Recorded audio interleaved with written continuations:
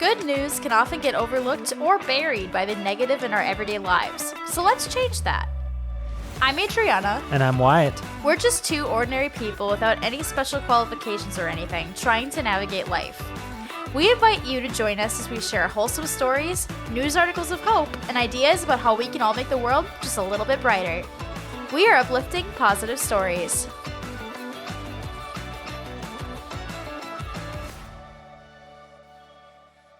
Welcome back to another episode of Uplifting Positive Stories. We have a lot of content to go through today, so I'm just going to jump right into it. Please do. We're going to start right off the bat with a couple of Reddit stories from the thread Faith in Humanity. This is another really great thread to check out. There's a lot of great posts on it. Is this a new one? We haven't covered this one in the podcast, I don't think. So yeah, this is new to the podcast. It's a really good thread, though. I definitely recommend checking it out. So the first story's title is, My High School Math Teacher Helped Prevent Me from Being Traumatized by School Failures. All right. So the story says, when I was in my last year of high school, around college entrance test season, I completely failed my third quarterly exam in calculus class, despite working hard to do my best. I was tearing up, exam in hand, and didn't feel like going out to eat lunch. Instead of going himself, our teacher, Sir Gary, sat in the armchair next to mine. Despite me not feeling able to reply or look him in the eyes, he said, "You know, how good you are at math isn't a measure of who you are as a person. There's more to you than just getting good grades." I nodded in reply, though still felt ashamed, so I let him leave without looking his way. But to this day, in my last year of college, I hold on to what he told me. I've failed in a lot of academic aspects since then, but I've gotten through them all in the end. I haven't directly told Sir Gary how much his kind words helped me, but he still works in my old high school, so I have the chance to do so next time I visit. Any ideas of nice things to do for your old teachers? I chose this story for the podcast today because I personally struggle with this. I struggle with putting things into perspective when it comes to work or when I was in school or things like that.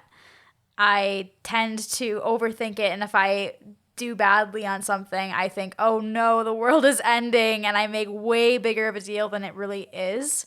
And it's funny looking back for myself, I know that a lot of those things were not that important that I stressed over. And I look back and I go, why on earth was I so worried about all these things? Why was I so obsessive about getting straight A's or doing perfectly at my job or things like that and not allowing for any mistakes? I feel like that's what we're kind of told growing up about in terms of like doing your absolute best and like meeting a certain standard, do the best at everything that you do, you know? But it's funny because I don't feel like I had a lot of outside pressures to do that. It was more so like just my own inner thoughts of, I have this goal, I have to achieve it. Especially if it comes to like if it gets to the level like beyond like stress and anxiety where like say, I know like especially in college because you also were working multiple jobs, I remember you would like sacrifice hours of sleep. Like you'd be running off of like a few hours of sleep at night sometimes, multiple days in a row, and like that has its own cost to it, you know? Maybe the straight A's or whatever is like maybe not necessarily worth that personal health sacrifice that comes with it. You know what I mean? Like when you're not just, when it excels beyond just like the general stress and anxiety I feel like most of us can relate to. I think we've all have experienced that at some stage for not living up to something that you're working hard to do, you know? Yeah, exactly. So what I loved about this story is that the teacher took that time to put that into perspective for the OP and to sit down with them and just say, you know, there's more to you than just high grades. I feel like that's a really powerful statement to say to that person in that moment where they're crumbling inside and thinking, oh my gosh, I failed. Oh no. It's weird how we find a lot of identity in our jobs or our performance in different areas, whether it be school or hobbies, activities that we're in, and that we kind of forget that that doesn't encompass all of who we are. And just because you didn't perform well in something doesn't mean that you're a failure as a person, because it's one facet of you as an individual. But it's weird how I feel like most people find a source of identity in that. And when that thing doesn't perform the way you wanted it to, that shatters your whole view of yourself, when you put it in perspective, it was just a test, or it was just a moment that you messed up at work, or things like that. Mm-hmm. And maybe it's just something you're not necessarily meant to be good at, like I feel like going back to the story, like math is one of those subjects I feel like for most people, it's either you get it or you don't. Like there's definitely like wiggle room in the middle there and things you can work on, stuff like that. But like there's just some things that like some people think better that way. Like I did okay at math, and some people don't. In college, I originally was a exercise physiology major, and until I hard failed anatomy because my brain could not keep up with that much information about the human body and all the things you had to remember. And like, it was just so much, and I just could not do it. So I had to change majors. And yes, like maybe I can make a case that I could have worked a little harder at it, but like, I know it was just way too much for me and I could not handle it, which is why if you're good at anatomy and like you're a nurse in the nursing, if you're a nurse or work in the medical field and you know that stuff, amazing. I'm blown away. It's so much information. And just like some other people, like maybe those same people who like excel anatomy maybe struggle in other areas, like being creative potentially, or I don't know. It could be anything. Right. I think that there's definitely areas that you will tend to do better at than others. Like for me, science was my area that I had to work extra hard at because it just didn't come naturally to me at all. Mm-hmm. Versus English or even math, I felt a little bit more inclined to. Yeah, I agree. I totally agree with that sometimes we have to realize that it's okay to not be good at something, and that doesn't make you any less valuable as a person than anyone else. Mm-hmm. You don't have to be good at everything. No, you don't. Even though we'd all love to be great at everything, you do not have to be a great person. So, going off that, the next Reddit story kind of is in that same thread and hits the same point. This one is titled, "They're Just Cars." It says, "I was at a red light when I heard a loud crash. An old school collectible looking car had rammed right into the back of a pickup truck. The pickup truck driver was an older man, probably 70 plus years old. The car was driven by a boy no more than 17 years. The boy is bawling and obviously upset and saying sorry over and over again. The truck driver hugs the boy and says, 'My boy, they're just cars,' and continues to comfort him. The light turned green, so I didn't see much else, but it was so refreshing to see a kind interaction on what was obviously a mistake." Man, that one hits home a little bit with the car situation, how stressful. I feel like everything involving cars is really stressful. Anytime you make a mistake with the car, it's just the most like world-ending thing, Yeah. It was a short story, but I feel like it really, for me too, it hit really hard because it's weird how much we fixate on things. And in this instance, this man realized this was probably a very traumatic moment for this 17-year-old that just got in a car accident. And instead of ripping him a new one or just being really upset about it, obviously it was his car that got hit, took that time to put that into perspective for that 17-year-old and say, it's just a car, it's gonna be fine, kind of thing. Because at the end of the day, it will be fine. It sounds like no one was hurt. It was just the cars that got damaged. Yeah, it's gonna probably have some after effects that aren't fun. Like his insurance will probably go up for the 17-year-old and be more expensive. There's probably some other side effects that'll happen. He won't probably have a car for a little while. It gets repaired. So there's obviously a lot of negative things, but come 5-10 years, it's going to be a distant memory. And to be able to, in that moment, take that perspective of this is just a blip. This bad thing happened. I learned to maybe be more present while I'm driving or to be more cautious when I'm driving or whatever. So to take that lesson, don't mute it, obviously. Take the lesson from it, but not to think that your life is over just because you had this bad moment. It's just a car. And so for the man to tell him that, I thought was incredibly wise of the old man and also a very, very kind thing to do. Mm-hmm. It could be a couple things with the truck driver, where like maybe he's just been around long enough where he understands that it's going to be taken care of. Like the insurance will, it'll be annoying, but it'll be fine, or it could be like, maybe he was upset, but sometimes you get angry or you're feeling a certain way. And then you see somebody else like who's clearly going through it. And that's kind of the empathy kind of comes out, like, oh no, it's okay. It's okay. Like, like maybe that could have been what happened as well. Or maybe a combination of the two, like I mean, it's hard to, I don't know. For me, I don't know if I could be screaming angrily at somebody if they're like sobbing and apologizing, like, I mean, it already happened. What are they going to do now? It's clearly that they regret it, Yeah. And having gone through a similar accident on my end where I was the cause of it, not when I was 17, but like not too far after, like early years of college. And that's about 10 years ago now. Or actually, yeah, it's been over 10 years now. And yeah, it doesn't haunt you forever. Definitely put the fear of the road in me for a while. And maybe drive a little slower. Maybe that was a good thing, for a lengthy period of time. And it was difficult at the time, but like I don't actually think about it, so it does get better, and it all works out. Yeah, giving yourself grace when you make mistakes, I think, is so important, and something that I definitely am working on, because it does. Oh, I'm awful at it. Even though I'm just now retrospectively saying, oh yeah, 10 years ago it happens, I wasn't at the time and I'm still doing it. It's so hard in that moment to be able to remove yourself from the situation and put it into perspective. The more we work at it, the easier it'll get, hopefully. And it might make the negative moments that happen feel smaller and feel like little molehills instead of mountains in the grand scheme of things. So going off of that, we're going to turn to some articles. We're going to be talking a lot about mistakes and failures and things like that ended up turning out good. And so to start off with, we have an article. This one is from CNN, and it's titled, Roger, overly playful dog who failed police academy, becomes the star of Taiwan quake response. I think I've seen this story. Not that I read it, but I remember seeing that in my feed. It's an adorable story. As you can tell, we like dogs. If you haven't caught up on that yet, considering almost every episode we've ended up talking about dogs at some point.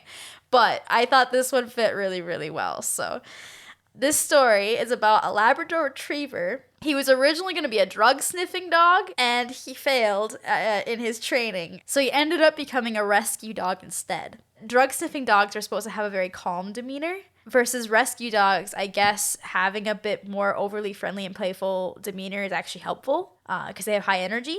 After the 7.4 magnitude earthquake that Taiwan had, Roger was put to work, and he actually helped to locate one of the bodies of the 13 people that were killed in the quake.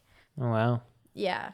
Apparently, he has taken part in 7 operations during his career, according to the article. The first one he did was in 2018 after the 6.4 magnitude quake. Well, it looks like they found use for him anyways. Obviously, he's a dog, so like he didn't know that he failed out of the academy. But it's cool to see that he was just better suited in a different area, And I feel like that can apply to people too, where we, think that, oh, because I failed this, I'm a failure and everything, And so, but like we were talking about earlier, maybe that's just not your thing. Maybe you're better suited to something else. Yeah, clearly this dog was better suited to rescue work rather than being a sniffing dog. So I thought that was really, really cool. Mm-hmm. Moving away from dogs, and now we're going to go to people. This is from an article called 16 Famous Failures of Wildly Successful People. And I'm just going to list off a few of them because I thought these were really interesting. I've heard a lot of stories of famous celebrities that had to go through a lot of failure before they had their success. But there was a few on here that I actually hadn't heard before. So I'm curious if you've heard them before or if the audience has heard them before. I'm only going to list off 4 of them. So if you want to check it out, once again, will be listed in the description below. And I'm certain there's countless more beyond that article. Oh, yeah. This is just 16 great examples of people that most people I feel like have at least heard of. So the first one is that Simone Biles did not make the U.S. women's junior national team in 2011. Okay. It says here that her loss inspired her to train harder, and then she went on to finish 3rd in the U.S. junior all-around in 2012. And obviously now she's a super decorated gymnast and has been in the Olympics and all these great things. So I thought that was really crazy to hear that she didn't make it then, but now obviously is a huge success. Mm-hmm. The next one on the list was that Martin Luther King Jr. got a C in public speaking. Oh, that's kind of hilarious. What the heck? So really? Apparently during his first year of seminary school in Pennsylvania, he got a C in his public speaking course. He ended up turning it around, though, and became a straight-A student and the class valedictorian for his school. and giving some of the most like iconic speeches in history. Yeah, exactly. Kind of crazy. Oh But my yeah, gosh. it's just cool to see that, like, obviously, either the teacher was crazy in giving him a C, or he took that failure and decided to become better at it and worked at it and worked at it and worked at it to get really good at it. So I thought that was really cool. Did not know that. Another one, Michael Jordan did not make his varsity team in his high school. There were a lot of seniors on the roster that year when he was in his sophomore year of high school. And so they decided to put him in JV instead because they thought he'd get more time actually playing on the court rather than having him be more of a bench warmer and having the seniors play more of the time in varsity. Oh, that's actually kind of a good move for him. You know, a move that's considerate of his development. Yeah, right. And then he ended up winning 6 NBA championships and 4 MVP awards, which is pretty crazy. The last one on the list that kind of surprised me, because I love Steven Spielberg, I did not know this. A film school, a pretty big film school, rejected Steven Spielberg 3 times. So apparently, he was trying to apply for the University of Southern California, USC, which is a very big film school. For those that don't know, it's very high up there. It's very hard to get in. Just stupid low acceptance rate. But apparently, Steven Spielberg tried to get into there and was rejected 3 times. Until eventually he received an honorary degree in 1994 from the university. Now he's a trustee. Not until 94? Yeah. After decades of success? Exactly. I thought it was going to be after in like the early 80s or something. After, I don't know, just a few of his films. But yeah, Well, that's crazy. hilarious. I mean, there's so much with Spielberg out there. He's such an interesting guy. Many people may not be aware of this, but like Jaws is like considered like, I mean, obviously like it's iconic and like it worked out really well. And like it was one of the first films to be considered like a blockbuster. People like wrapped around the streets and everything. It was his second film in his career, like first real film of that scale. And he was like 21 at the time, and it was a complete other nightmare of a production of everything that could go wrong did go wrong. In fact, like the fact that the shark is hardly in the movie was not by design. It just didn't work. They put it in the water and it sank. Didn't they call it like a big white turd or something like that? Because it just wouldn't work. It wouldn't move. It was not working. It didn't work at all. It failed completely, and like it was a complete nightmare. No one took him seriously because he was 21. Like if you hear him in interviews now talk about it, he says he can't think about the movie without like shaking of like remembering the anxiety of like and like he thought it was gonna ruin his career forever instead of it made his career. I mean, yeah, look at how big he is now with all the movies he's directed and produced. But if he had dwelled on the failure of the film school rejections or with Jaws and just had given up and said, this isn't working, I can't do this, and dropped out of directing, or let the anxiety of that situation prevent him from making any future films and been like, oh, that was too anxiety inducing. That was such a nightmare. I'm not directing anymore. How many movies would we not have today that are huge blockbusters that most people have seen or heard of at least? We wouldn't have them if he hadn't continued on. So another example of if you have a failure, don't take that as you are a failure or that you're never going to succeed, because obviously you can. Mm-hmm. So to continue on that thread, I'm just going to go for a couple of these examples. There's an article I found called 7 Momentous Inventions Discovered by Accident. So going into technology, I didn't know about these. I thought this was funny. Apparently, the smoke detector, which was invented by Swiss physicist Walter Jaeger in the 1930s, was invented by accident because the inventor was actually trying to invent a sensor that could detect poison gas. But instead, it registered the smoke from his cigarette, and he said, oh, that registered by smoke. We could just use this as a smoke detector. Boom, there's an invention, and that's how it became about. But he was originally actually just trying to go for, like, it could detect poison. Instead, it just detected all smoke, and so that's how we have the smoke detector. Mm-hmm. That's probably more universal anyways than Yeah, exactly. poisonous gas. Though I could argue that smoke could be considered a form of poisonous gas. Maybe not what he was thinking, but... One other one that I thought it was funny. So the invention of Velcro, how it came about, was actually from a bad situation where a Swiss engineer named George de Mestral, he was out taking his dogs for a walk, and they came back covered in tiny barbs of a cocklebur plant. We're very familiar with these. We get them in our yard all the time. They're these little spiky... They're awful. They stick to our dogs' feet all the time. Yeah, they're spiky, and they just get matted into the fur. It's a pain to get them out. But apparently this inventor was walking his dogs, and they came back covered in these, and instead of just saying, oh, this is the worst, thought, interesting how they stick so well. Maybe there's something to the design of this cocklebur that I could use to create something that could stick. And so from there, he used that idea and created Velcro. It ultimately took him about 10 years of trial and error to get it, it sounds like. But he patented Velcro in 1955. And now apparently they use it a ton for spacesuits and space shuttles in NASA. Yeah, I mean, I think Velcro is used for like so many things. Oh, yeah. But I apparently it's a huge thing for NASA, to the point where a lot of people apparently thought that NASA invented it because of how big it is and everything that they do. Mm-hmm. Something that was terrible, and he came home probably just super upset, having to deal with getting these cockleburs out of his dog's fur. Instead of letting that just ruin his day, thought, maybe there's something about these cockleburs that could be used for Velcro. There's a lot more inventions. There's 5 other ones in this article. I, again, will link it in the description below that I thought were very interesting. But for the sake of time, we won't go into all of them. I guess if there's a theme to take away from all of this, to me, it's like, it's not your failure at things that defines you. It's how you respond to the failure that defines. Like, it can either be something that you can learn from and try to get past and improve upon, or it could be something that could teach you something about yourself. Like, hey, maybe I'm not meant to do anatomy.